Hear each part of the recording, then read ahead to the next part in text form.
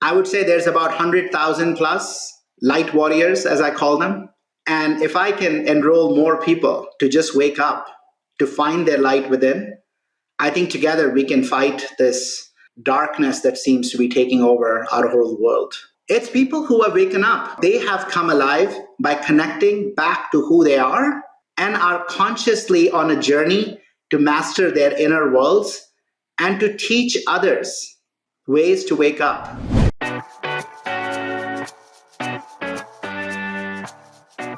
Hello, and welcome to the Eternal Optimist Podcast, the show for optimists by optimists.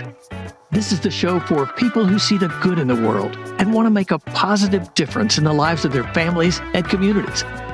Each week, you'll hear inspiring stories that will get you thinking bigger and playing more offense in life. With your host and high-performance coach, Matt Drinkon. Hello, and welcome to the Eternal Optimist Podcast. My name is Matt Drinkon, and I'm your host that's going to tell you like it is. I'm going to tell you the truth.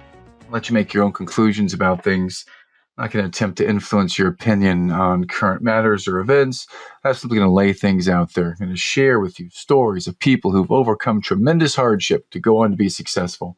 And team, when you pay attention, when you have your antennas up, and you allow yourself to be curious when listening to the show, you may be inspired to the umpteenth degree to get in gear and take some of this knowledge that we have and turn it into action.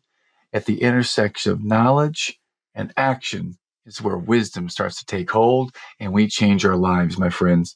Before we get started today, I want to encourage you that we can connect on social media. You can follow me at Instagram and Facebook at Eternal Optimist Podcast account, where I do a live stream, 7 a.m. Eastern Time here on the East Coast of the United States, every day, Monday through Friday. Now, today's episode is all about finding happiness.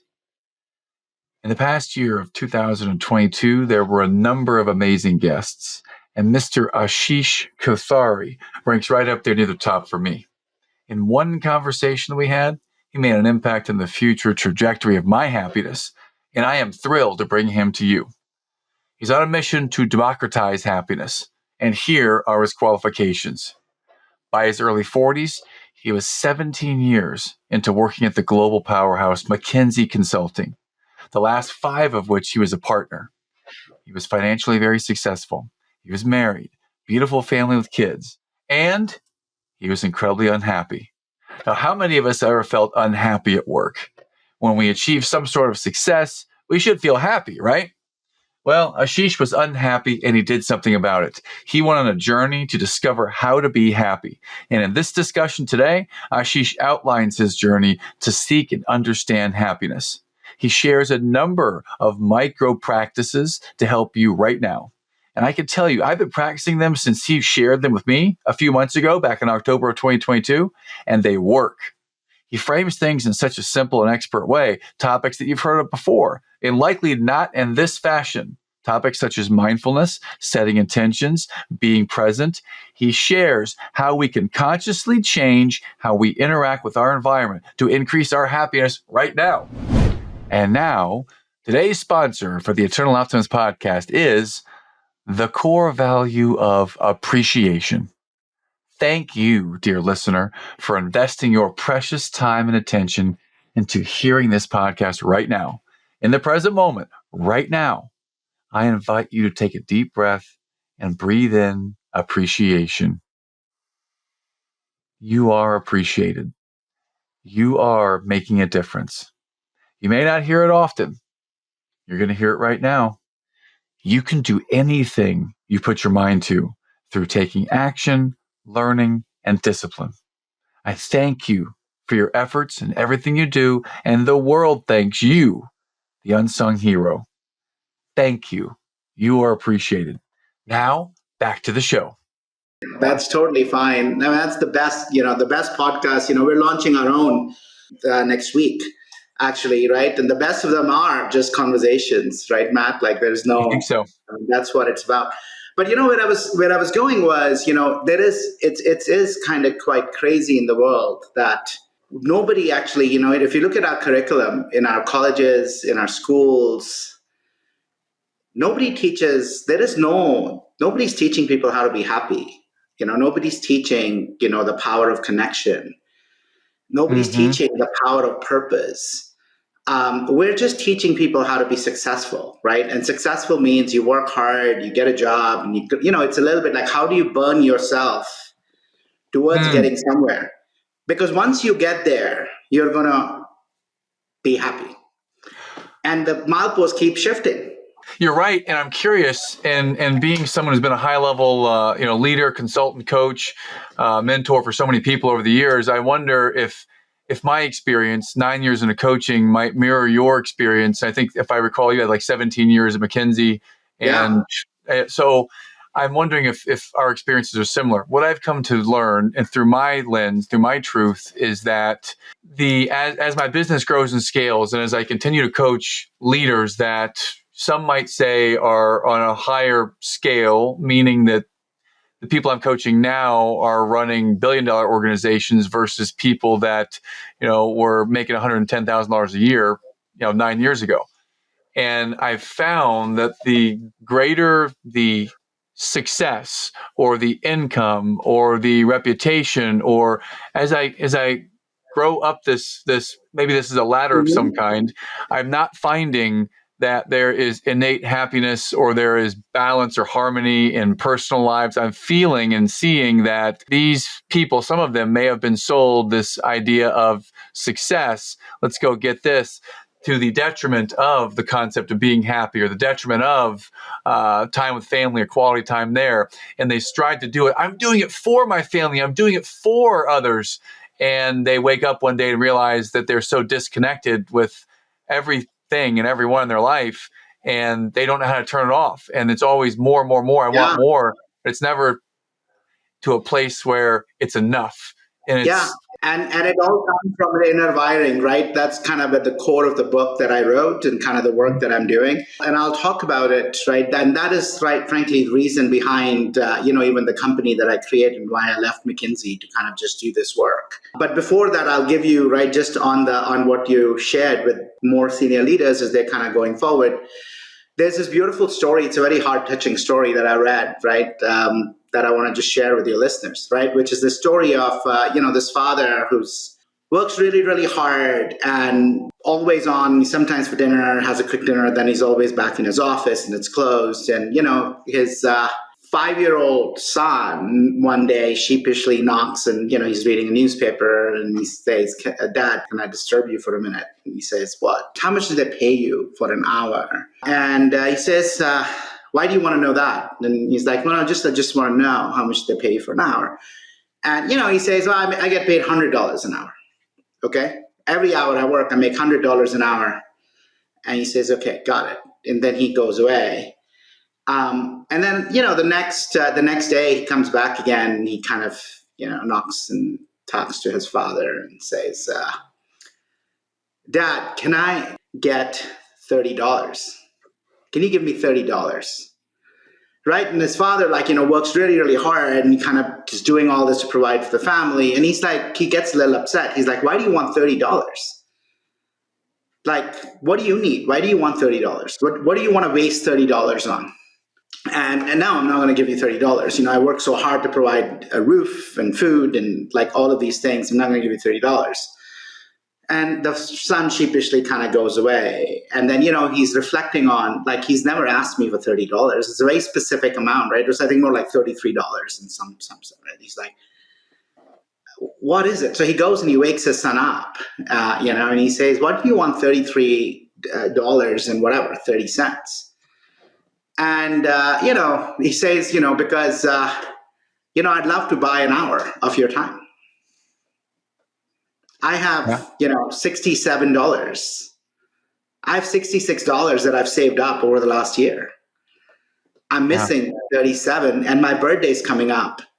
And I don't want any of the gifts. I just want an hour where we can be just together. And it really touched me because I think it's very similar. There's a lot of people who are living this story of, I'm doing this for my family so we can have an amazing vacation together, so I can afford to send my son to this, or we're going to take my wife to this amazing dinner, or you're going to buy him a car, and I'm going to, like, all of these things. we have these stories that, by building a big house and doing this, that's what we're giving. And oftentimes, the sacrifices we're making around from a time point not being available to them, or even when we are available from a time point, from a mental point not being available for them, or even if we are there from a mind space and I'm with you, spiritually, I'm so exhausted and stressed because of everything else in terms of what I've created to be able to provide, I'm not there. And that's, and by the way, research is really, really clear on this, Matt. So the longest running study on flourishing has been a study that's been run at Harvard since the 1930s. And they have tracked these, the people who were in the study, right? There were these Boston inner city kids as well as others that went to Harvard. And they studied them over generations, every week connecting with them and how they were feeling and all these medical tests. So you can imagine now the kids are in the study, and even some kids are now in that continuing study. And what they found as the biggest driver of happiness and flourishing was actually the quality of connections. It wasn't the quantity, it was the quality. That was the biggest driver of happiness, success, longevity, all of that.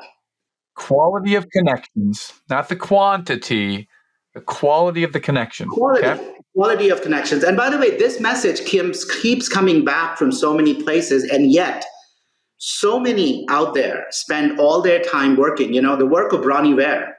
She was a palliative nurse, and she wrote this book called 5 Regrets of the Dying.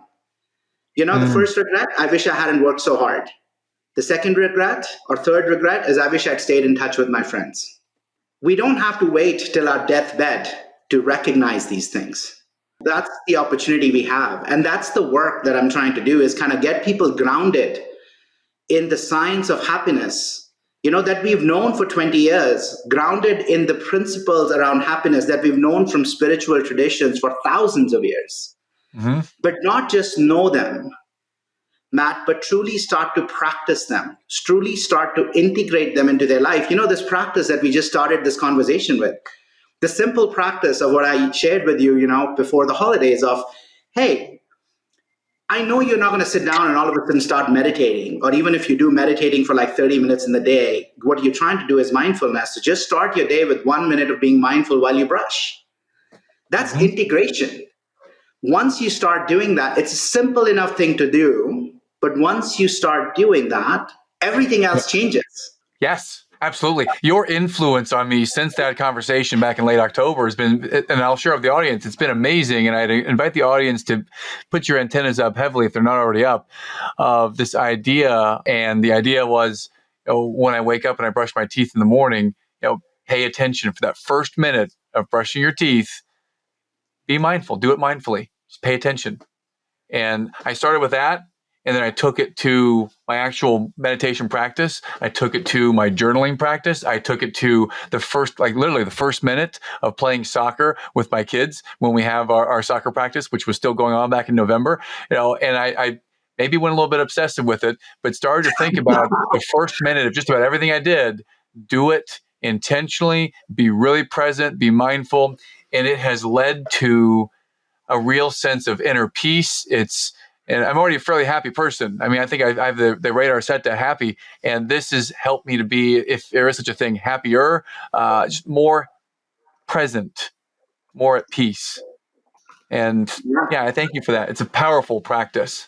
No, it is. It is my pleasure. Look, it's these simple things. And by the way, for even those who meditate, right? So that's what I'm creating in these micro practices, right? Even in this class that I'm launching, Matt, in March, which is all around micro practices, small moves, things that take 5 minutes or less, in this case, even a minute, but can actually start to shift our behaviors, start to form habits that allow us to be happier. And the key is happier, right? No matter how happy we are or how sad we are, we can always continue growing.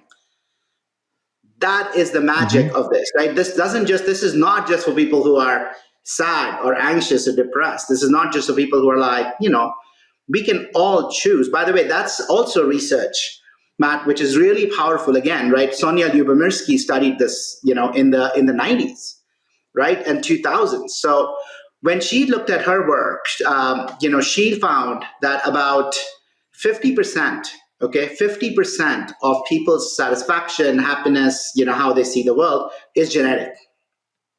Okay, Okay. 50% of genes. You can't do much about it. And, we can be all, there's some people who just, are both because of genes, but also because of how they've grown up, right? Like upbringing, cultural backgrounds, things of that nature. Some Okay. might see it, this is the whole classic, or some people see things as the glass half full, some people see it as the glass half empty. We all have that. We are genetically predispositions, and that's about 50%. Okay. Only 10%, think about this, only 10%, Matt, are circumstantial. Think about how much time of people's life they focus on affecting circumstances. Almost 70-80%. Circumstantial is I win a lottery, I get promoted, I fall in love, I get married, I go on a great vacation, I buy a new car, I have an accident, and I lose a limb, I lose a loved one. Yes. 10% is circumstantial. Okay? 10%. That's it. Okay. The rest, 40%, are activities that we can consciously do that can increase our happiness. 40%. And those are those 9 practices, right, that I write about. She had another set of them. There's a lot of overlap.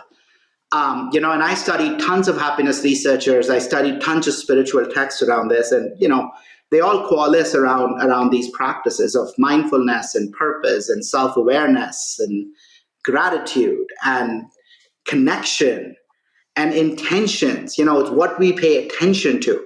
It all comes down to it. But my reason when I wrote this book wasn't, because there's so much great work out there. I wrote the book because I wanted to make a book which is frankly a real practical guide for people to implement it in their lives.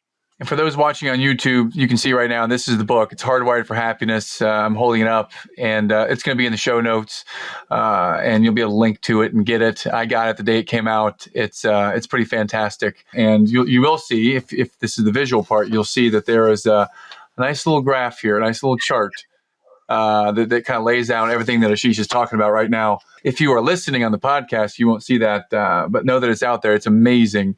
I just wanted to put that visual up there for those watching. So please continue. I don't mean to cut you off. I'm just so excited for the book. I want to show it.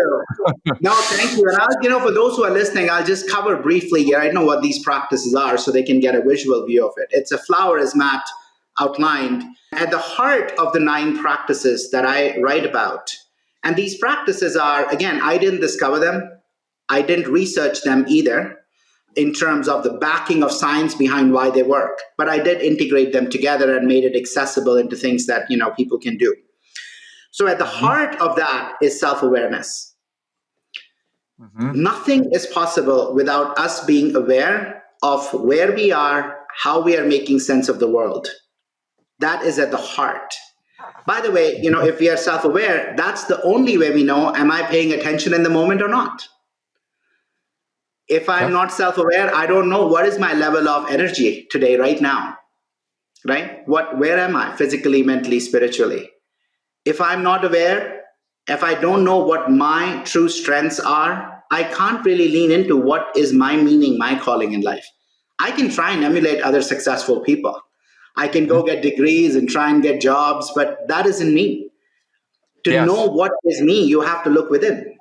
Did you have this self-awareness yourself now, or at a young age, or at what point did you start to realize in your life experience that this is the heart of it?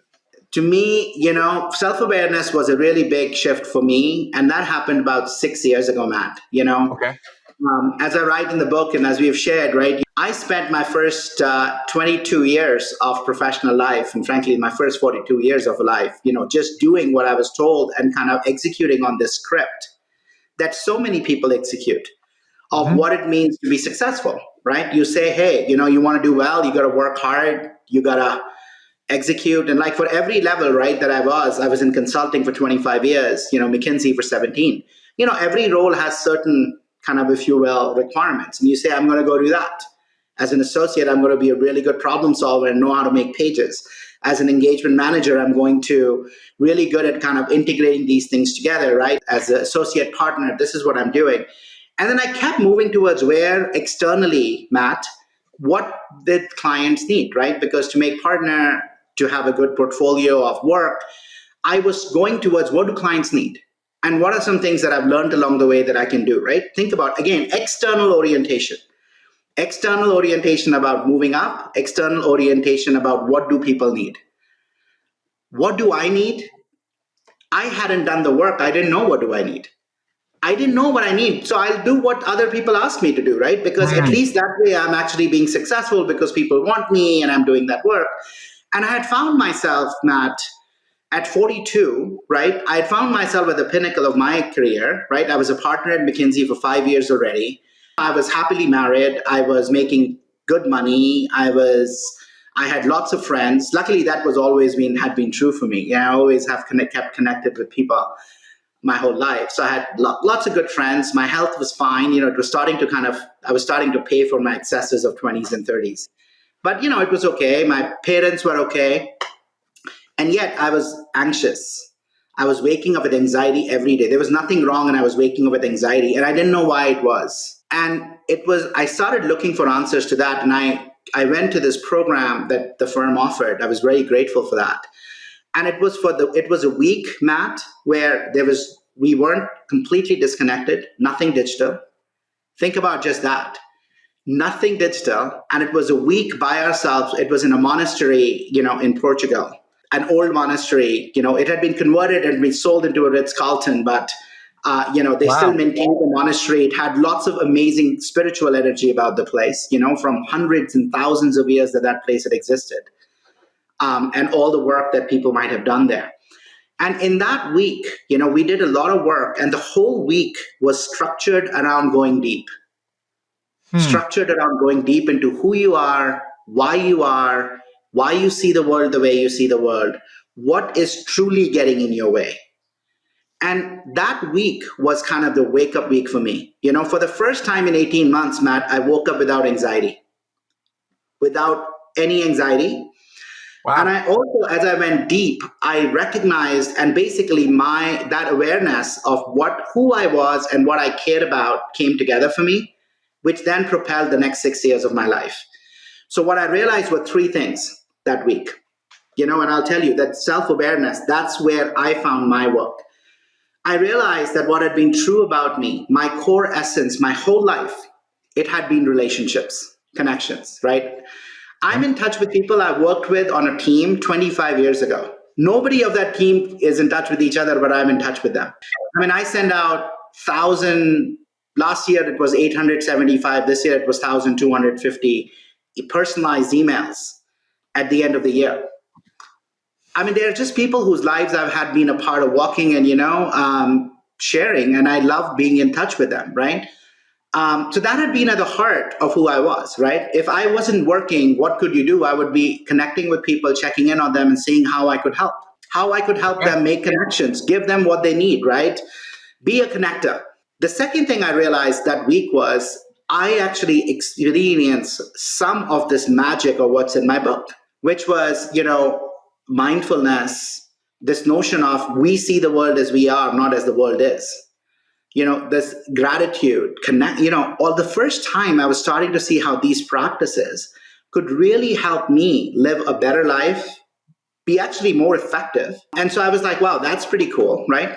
And there is so much I can learn. I spent my whole life learning how to do, but I didn't learn anything about how to be. Like I've just been focused on doing and executing and how to kind of go up, up, up, up, up. And I've reached the top of the ladder. And to your point, I'm like, but the gold isn't here. The gold is not here, right? Like, where's the gold? The gold is not here. And so to me, Verse is kind of saying, hey, the gold is within you all along. You're looking for answers outside. The answers are within, and it's around these practices, right? And so that was insightful. And then the third, Matt, for me, I looked around and there were like 30, 35 other people, all senior partners and partners. Every one of them had amazing stories. They were really smart. They worked really hard. This was not an Ashish moment. This was actually, everybody was experiencing the impact from these practices, in their own way. Mm-hmm. So it was that day, Matt, that week, that it all came together for me. And I said, you know what?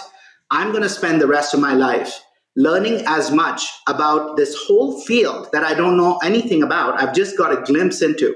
I'm going to read, I'm going to learn, I'm going to practice, I'm going to train, and I'm going to actually spend my life creating programs that can help individuals truly integrate these practices into their lives so they can be at their best individually, so they can create and lead teams that can be best and at their full potential, and eventually then lead organizations, right, that truly are creating a much beautiful, kinder world, but actually achieving goals that they can't even dream of right now. And that's what I want to go do. And that awareness, Matt, I am very grateful. And so my whole work now is around creating those experiences for people, but more importantly, taking them from that experience, but taking them along on a journey that helps them integrate these practices into their life. Because it's only by integration, by doing, we can shift our way of being. Knowing is worthless. Okay. It's not worth anything. So, okay.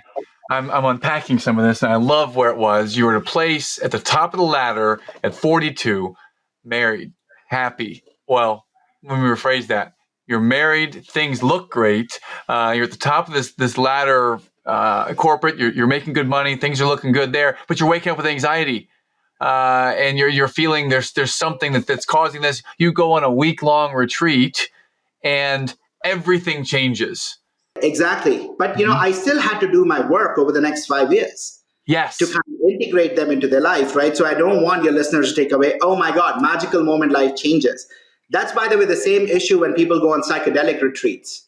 You do 1 week, you have amazing experiences. If you don't integrate, nothing changes. And then Actually, you get worse, because you experience, you see something that is amazing all of a sudden.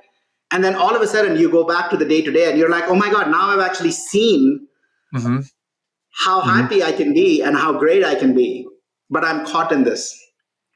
Yep, but you got to work at it. You got to integrate, as you would say, integrate. You got to take action. And and you weren't wrong when you said you were at the top of your ladder, you were married. You said you were happy, and you said, let me take that back. But I'll tell you, no, you're correct. I was happy, but what the difference was, Matt, I experienced joy like so many others. Think about this, when we are children. So this is what I wanted to say. I experienced joy, but I wasn't joyful. And I'll differentiate the meaning between the two. Okay. What does it mean to feel joy, but not be joyful? I would feel the joy because the external things may cause me to feel the joy. There we go. I got a promotion, something happened, right? I had a good food, I bought something. I can, of course, I'm not like, oh my God, this is okay. I'm chasing joy. But I'm not joyful, which is, even if something bad happens, I am joyful because I look for what's the meaning in this, right? But my state isn't one of like these huge amplitudes of ups and downs that so many people go through, right? This yo-yo. I'm high, I'm low, I'm high, I'm low, I'm high, I'm low. And oftentimes in the world we're living in, there are more lows than highs. Yes. And that's what I mean. Contrast that with children, Matt. You have young ones. If you think about as a child, most children experience three things that as adults we lose, which means we forget it, which means it is in us, but we forget. So as children, we are immersed in what we are doing for hours. As adults, we check our phones 96 times in a day. That's 10 times an hour. Okay. As children, we are engaged in the Lego, the puzzle, playing with dolls or playing with cars. We're just immersed. We're flowing. Okay. We have to teach adults how to flow, right? Like this focus, this mindful present, that's the core quality of children. We have it. We forget. The second core quality of children. Okay. Most children are happy. Something needs to happen to make them unhappy. I fall down, I get hurt, I'm hungry, I have a wet nappy. Something has to happen to make them unhappy. But in general, a base state of a baby is smiles and laughs. Okay. Yeah? Yes. As adults, that's not our base state. Something needs to happen to make us happy. Most of the people you ask, how's life? It's okay. Good. How are things? I'm busy. That's not the answer. How are you? I'm awesome. I like you experience when you start doing this work, every moment is awesome. Every moment is magical. Mm-hmm. We can go back to our base state that we have as a children. The third thing about children, most children haven't formed, this is me, this is not me, you are like me. They are just implicitly, you see other children and they'll get with it. Color of the skin doesn't matter. Mm-hmm. How rich you are, how poor you are, doesn't matter. What clothes are you wearing, doesn't matter. We are inclusive. We haven't associated labels yet. We haven't separated the self from the other yet. We haven't separated ourselves from nature yet. But as humans, all of a sudden, I'm a consultant, I am a Christian, I am a Hindu, I am American, I am black, I am white, I am middle class, I am rich, I work for Yep. this company. We start putting labels and we implicitly, labels and our identifications are like self-made prisons. And then we wonder, why are we so disconnected? Why are we so polarized? Because we are so associating with kind of this label, this identity, this image. In the end, we are all humans. And even one further, we are all living beings. There is no difference from a consciousness point of view, right, between us and most other living beings around. There's this beautiful work done by this botanist. It's called The Secret Life of Trees, which talks about how trees are sentient beings and care for each other and are deeply connected to each other. Okay. There's amazing work done on animals. There's a beautiful book that I was reading the other day. This one by Carl Safina. I mean, if anybody reads, if it won't touch, just take your breath away. It's called Beyond Words. And it's 3 stories. It's about what animals think and feel. It was Jane Goodall's work with chimpanzees for the first time that, I don't know if people are aware of her work, but, when she studied chimpanzees, she made, for the first time, there was this theory that humans use tools. Those who use tools are humans. And she showed that chimpanzees use tools too. Hmm. And so basically this notion of either we need to stop calling humans as those who make tools, or we need to fundamentally change the definition of who we call a human. Right? Because animals think and feel just like us. Plants think and feel just like us. We think of ourselves as human and separated from nature. And frankly, Matt, to me, that is this notion of breaking away from the true reality of who we are. Going back to like children don't have that, right? Going back to like things, nature is for us to be exploited to increase our humanity and what we get as humans is behind the crisis we have ecologically. It's behind the crisis we have humanitarian wise. It's behind the crisis we are facing in stress, anxiety, and burnout.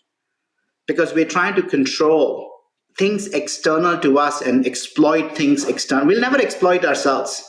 We always exploit things external to us. And if we can break these paradigms. Well, let's talk about breaking the paradigms then, because you are someone who you came to this moment of, clarity where you saw through the portal, you saw that you could be joyful, you could do it, and then you had to integrate, you had to do the work. And you've been doing the work. You set out on doing the work, practicing, teaching, learning, reading, everything to do the work. So if you were to compare where you were then, you had moments of happiness, but you weren't truly happy. Where are you now on this journey, 5-6 years later, since you've been integrating and doing it? Yeah, so look, for sure, I'm happier. For sure, I'm healthier. I'm about 30 pounds lighter. I was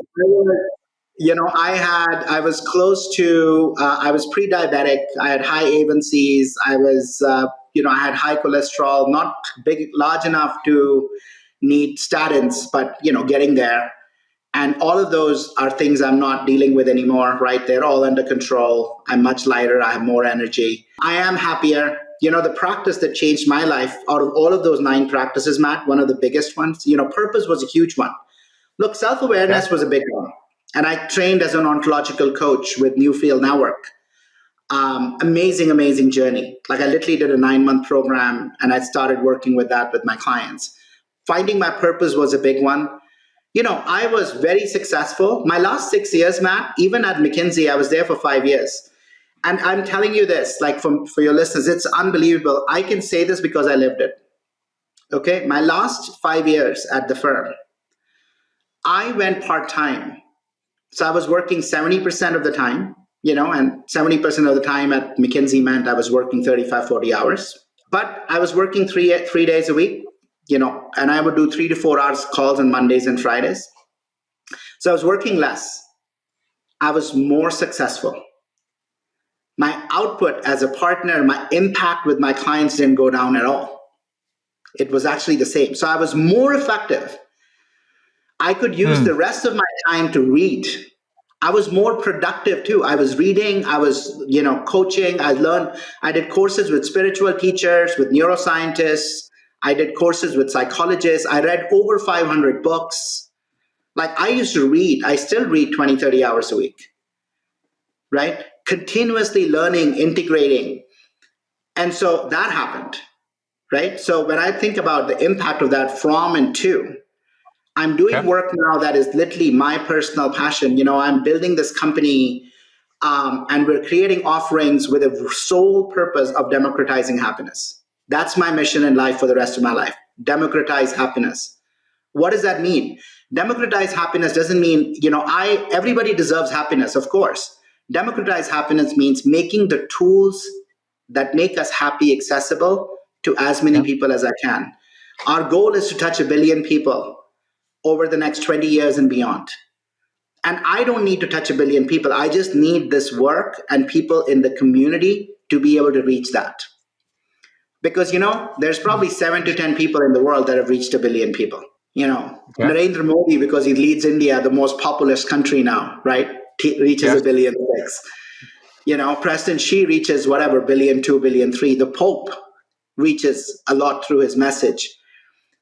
Individuals can't reach. So what I'm trying to do is unleash a revolution that enrolls other coaches, teachers, healers into taking this work and helping push it through in different communities, in different countries, in different, with veterans, with parents, really creating a revolution that helps make these tools accessible so they can change the environments in which they're operating, change the context in which they're operating. And that clarity of vision for me, Matt, was never there for like 22 years of my professional life. I would chase the next opportunity versus say, this is the opportunity, this is what I'm doing, everything I want to do is around this. If it is not around flourishing, if it's not around this goal, I don't want to think about it. Wow. And that power that comes from focusing in on something that is true, and by the way, that is truly a calling from within, right? That's the other important thing, a calling from within. Because the difference is every step that I take on this path makes me happier. Every life I touch transforms so many others. Just the conversation that you and I had briefly, right? You've shared that now through this podcast and so many others, the 1-minute practice. That's right. That's beautiful. That's it. That is what I want to create. And that's been the shift for me, right? And all of a sudden then, when you have setbacks, when somebody says, well, that's not for me, you don't go into the judgment mode on yourself or the other. You just say, okay, that's fine. Look, we are living in a world of 8 billion people. I would say there's about 100,000 plus light warriors, as I call them. And if I can enroll more people to just wake up, to find their light within, I think together we can fight this darkness that seems to be taking over our whole world. Absolutely. Right? What's a light warrior? Please tell me more. It's people who are waking up. It's people who are living, they have come alive by connecting back to who they are and are consciously on a journey to master their inner worlds and to teach others ways to wake up and master their inner worlds. We all have the light within, Matt. You know what happens? So this is a go back to our children analogy, right? So as children, we are focused, we are happy, we are fundamentally in connection with everything. As adults, we are not. What happens? We happen. What's the first thing a parent tells the child? Be careful. Don't do that. I've done that myself. Study hard. If you don't study hard, you're going to fall back in grades. How are you going to get a job? How are you going to go to college? Fears start to come up. Boys do this, girls do this. This is who we are. Be careful of strangers. We start building up armors. We start building armors to protect ourselves because all of a sudden we start to not feel safe. When we don armor to protect, when we start shutting doors, what happens? Light also stops coming in. Light also stops going out. So we create our own prisons. We'll start creating this darkness around, right? We're constantly carrying around these armors of, this notion. There's so many people who I talk with, right? 70-80% have some version of not enough that's driving their life. And people feel perfection and being enough is the price they need to pay for being loved and being included. It's a very survivalist kind of thing that we've picked up from 20,000 years ago, right? Millions of years. Like if I didn't belong in a group, I wouldn't survive. And we are still living that story when it's not true. And so a lot of not enough comes from if they recognize I'm not smart enough, young enough, beautiful enough, intelligent enough, I'm going to be excluded from that group. So I put this up and pretend to be somebody I'm not, or like try and act from that place, right? But when I put up that armor to guard my own insecurities, my own imperfections, because everybody else is perfect, they're not. We also crowd out the light, invite darkness, because we are fundamentally working from a place of fear. Well, I wonder then how I'm struggling with this concept of putting up these barriers to protect, and doing that, we may unintentionally impede the light from getting to the children. So we actually create this cocoon and trying to help them, but we turn the lights off for them. Exactly. So there is this amazing work done by Thich Nhat Hanh, right? He was a meditation Buddhist monk. And I was in one of his, as I was listening to one of the lectures that he was given, I was thinking about it. Think about this, Matt. Most parents do this in a way to kind of protect their children. But think about the effect. We don't think about the effect of that. I haven't thought about it. I've done this myself. I'm not a saint. We learn from our own failures. We learn from our own kind of, trials, right? Absolutely. Think about when you have a 4-year-old or a 6-year-old or an 8-year-old or a 10-year-old, and to a 4-year-old, when a parent shouts, we don't think about it. Because in the moment when we shout, when we reprimand, we're doing it because we want them to stop doing something that we think is going to hurt them, right? Most of the time, most parents, when they shout, they don't shout because they're trying to be mean. They've done something to annoy, and it's just like, don't do that. I'm at the edge, right? So think about it at that moment. That 4-year-old, you are their safe haven. And that safe haven, and you are a giant. They're small, and you are a giant. We don't think about how that outburst goes into them, how they experience it. Imagine if somebody really massive, 2 times your size, who had cared for you this whole time, shouted at you. Yeah, we create trauma in our kids. And by the way, the answer isn't to not do that. Right? The answer isn't, don't shout. Because if you withhold the shout, you're creating more hurt for yourself. Suppressing anger, suppressing frustration is not good either.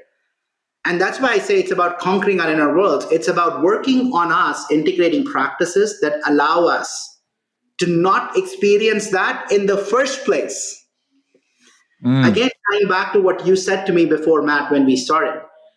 Even this 1-minute practice, right? When you said, when I'm with my kids and they're acting up, just that 1 minute is creating space for you to be compassionate. Compassion is an energy you're choosing from within versus frustration. So you're not shutting the frustration down. You're not saying, I'm not going to be frustrated. I'm using the power of compassion to say, I want to really understand what's going on. I'm not going to judge, but I'm going to tune into what's happening, just for something else to emerge. And to me, that is the heart of the work.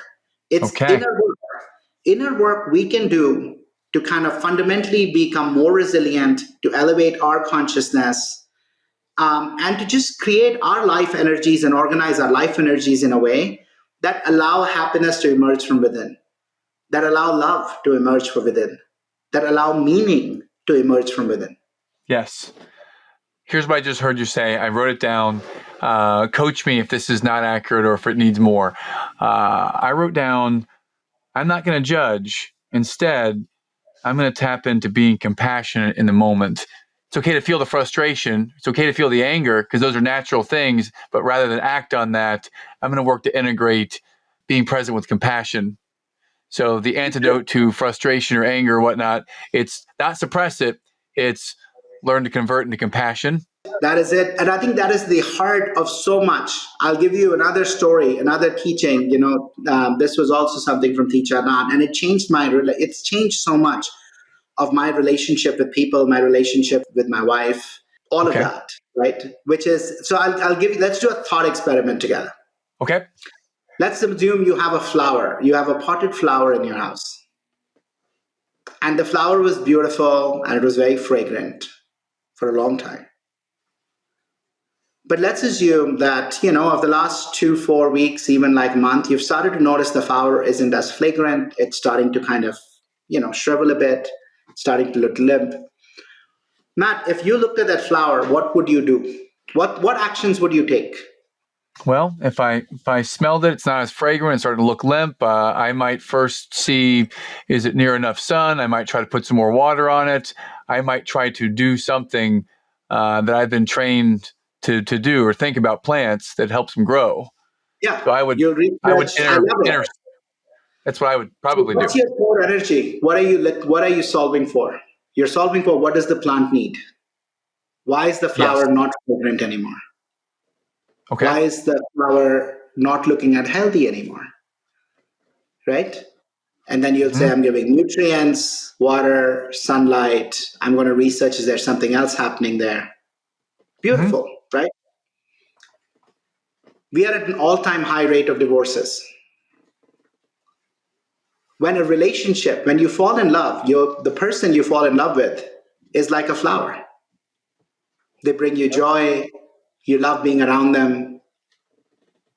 When that relationship starts to wither, when that person starts to annoy, when there is acrimony in a relationship, what's our first move?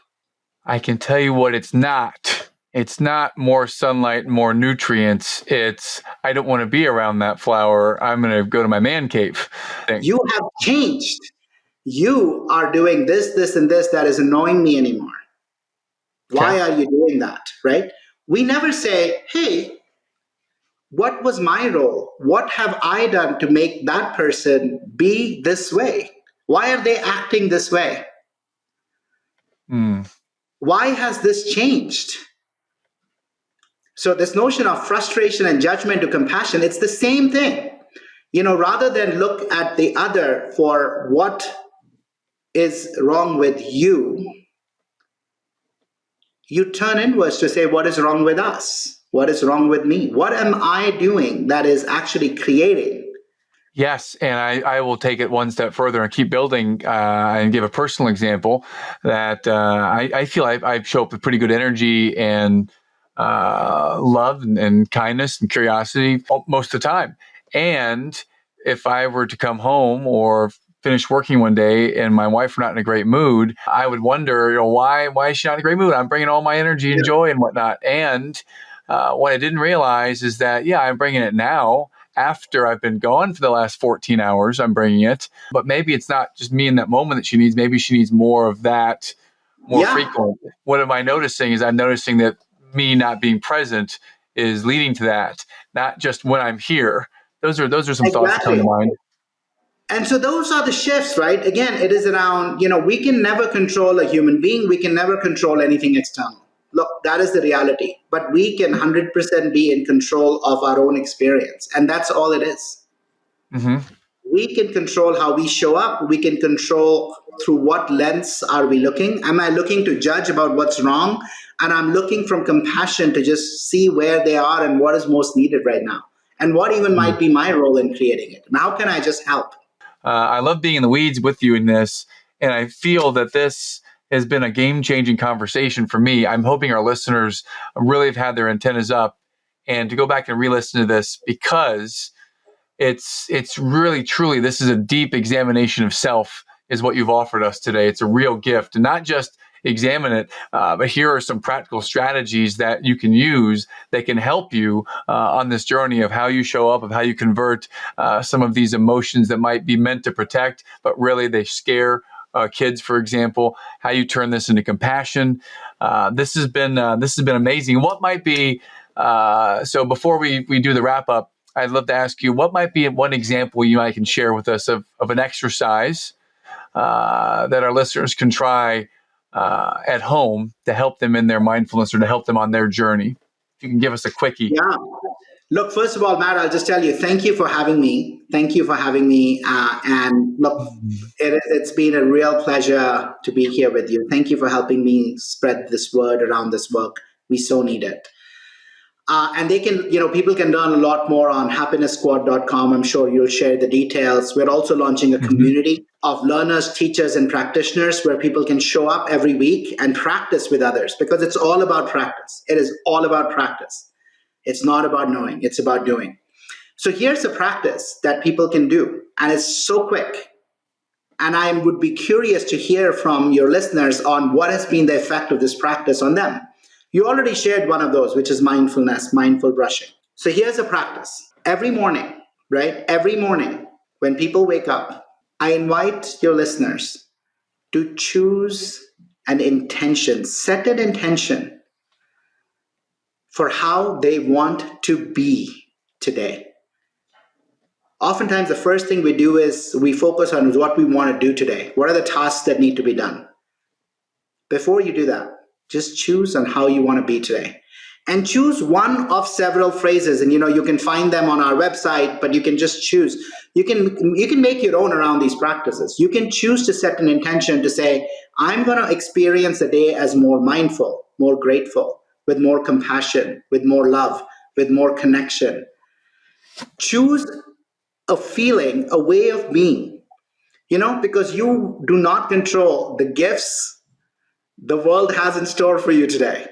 That's right. Or they might not, I'm using gifts very, sarcastically. Some might be truly gifts, but hey, this is the Eternal Optimist podcast, baby. We're with you. They're all gifts. Everything's a right, gift. they're all gifts.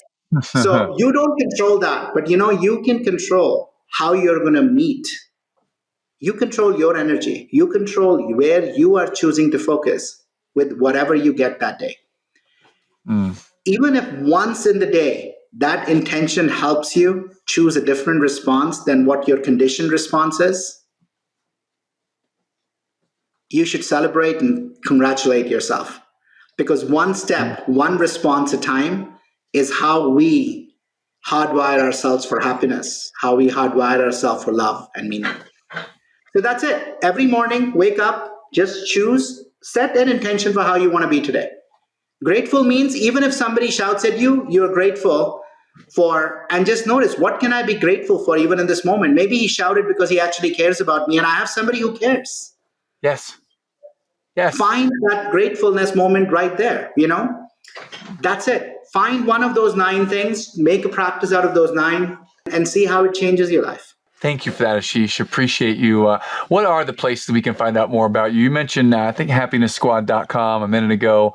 What are other places, and where do we get your book? My book is available on Amazon, Barnes & Noble, right? So that people can order there. They can also go to happiness.squad.com, and there itself, they'll see all the places they can get.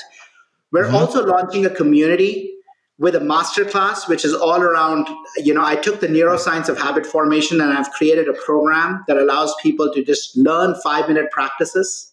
We're going to launch it in a community called community.happiness.squad.com. And so people can learn more about that there. They can already sign up for it. For now, we've kept it free. It's going to be a paid community for March. But when I say paid, it's $1 a day. I wanted to completely reduce the friction from people showing up with others like-minded on this journey. So they can, but that's where I would go. Those are the 2 places. I also post on Instagram. My Happiness Squad is the handle, so they can go there. I usually post daily videos of some spiritual reading or other. It's a 90-second reading to start our day with. I've enjoyed those too. Yeah. But listen, I'm so glad you're doing this amazing work, Matt. Thank you for having me. Thank you for helping me spread the word. I love the eternal optimist, because again, by what you're saying is you can choose. It's choice that you're offering your listeners. It's Mm. choice, and it's about practices. So listen, but do one thing from this 60-minute conversation. Choose one thing to do, but just start there and do it. Thank you so much for being with us today, brother. Much appreciate you. We'll put all these show notes, all the links in there, and we'll drive people your way. This is a noble and necessary mission you're on to serve the world in this way. We need it. We need more of you. We need more of this. So thank you for coming on today, and love you, man. Thanks so much. Same here, Matt. Take care. Later, buddy.